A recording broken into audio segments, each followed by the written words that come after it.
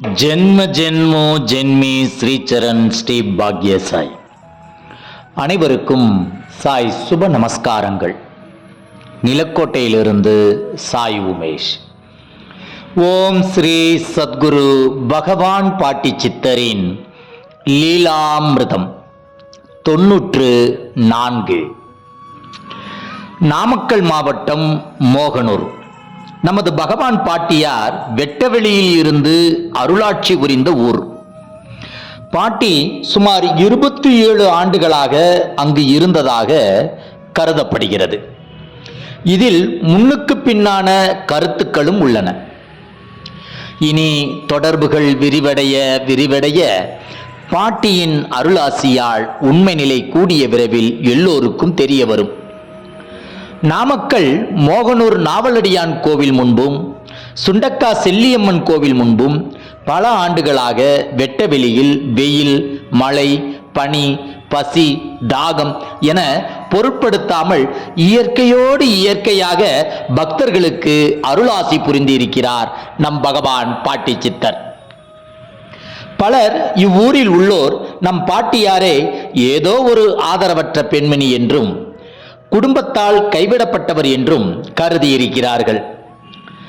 நம் பாட்டியின் முழு வரலாறும் வெளிவரும் வரை ஓர் முடிவுக்கு வராமல் நாம் இருப்பது நமக்கு நலமே.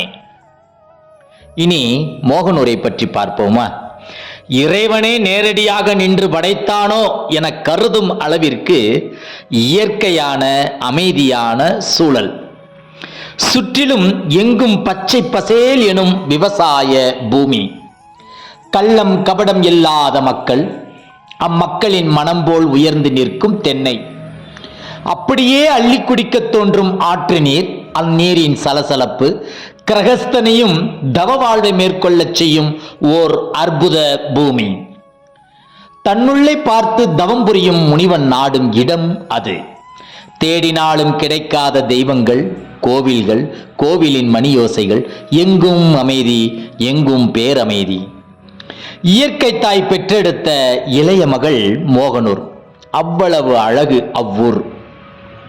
இப்படிப்பட்ட அருள் அழகு நிறைந்த இடத்தில் பாட்டி அவதரித்துள்ளதாக இதுவரை கருதப்படுகிறது. ஆனால் இந்த இடத்திற்கு முந்தைய கால வரலாறும் பாட்டியாரின் ஆசியால் வெளிவரும் காலமே. அதுவரை நாம் அனைவரும் பொறுமை கொண்டு காத்திருப்போம். மோகனூர் அருகில் உள்ள கிராமம் குமரிப்பாளையம். அக்கிராமத்தை சார்ந்தவர்கள் திரு சுப்பிரமணியன் மற்றும் திருமதி மணிமேகலை தம்பதியினர். நம் பாட்டியாரை பலமுறை சாலையின் ஓரத்தில் பார்த்திருந்தாரும் பிரத்யோகமாக பாட்டியை சந்திக்க நேரம் அவர்களுக்கு வராமல் இருந்தது. காரணம், பாட்டியிடம் இருந்து அவர்களுக்கு அழைப்பு வராமல் இருந்தது. மகான்கள் அழைக்காமல் யாரும் அவர்களை சந்திக்க இயலாது என்பது ஆன்மீக விதி. உறவினர் ஒருவர் இத்தம்பதியினரிடம் நம் பாட்டியாரை பற்றி கூறி பாட்டியை தரிசனம் செய்யும் ஆவல் இவர்களுக்கு மேலிட்டது.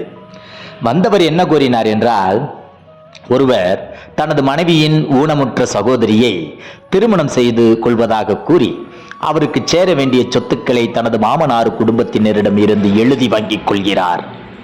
பிறகு அந்த ஊனமுற்ற பெண்ணை திருமணம் செய்யாமலேயே அப்பெண்ணை பராமரித்துக் கொள்கிறார்.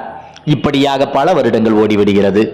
நம் பாட்டியாரை காண ஒரு முறை அவர் வந்த பொழுது பாட்டி தீய வார்த்தைகளால் திட்டி, சொத்தை எழுதி வாங்கிட்டு கல்யாணம் பண்ணாம இருக்கியாடா, நீ எல்லாம் உருப்படுவியா, உன் குடும்பம் விளங்குமாடா என வசைபாடி விட்டார் நம் பகவான் பாட்டியார். திருமணம் செய்யாமல் வாழ்வதால் வரும் பாவங்களை பற்றி பாட்டியார் தனது பாணியில் எடுத்துரைக்க மனம் திருந்திய அவர் விரைவில் அப்பெண்ணை திருமணம் செய்து கொள்கிறார். திருமணம் செய்யும் பொழுது இருவருக்கும் கிட்டத்தட்ட முதியவர்களானார்கள். ஆமாம், இவையெல்லாம் எப்படி பாட்டிக்கு தெரியும் என ஆச்சரித்து போனார்கள் அவர்கள். இச்சம்பவத்தை வந்த உறவினர் திரு சுப்பிரமணியன் திருமதி மணிமேகலை தம்பதியினரிடம் விவரிக்க இருவரும் பக்தி மேலிட பாட்டியை காண பயணமானார்கள். இந்த லீலாமிருதத்தின் தொடர்ச்சியை அடுத்த காணொளியில் காண்போம். பாட்டி எனும் படகில் பயணிப்போம், பிறவி பெருங்கடலை கடப்போம்.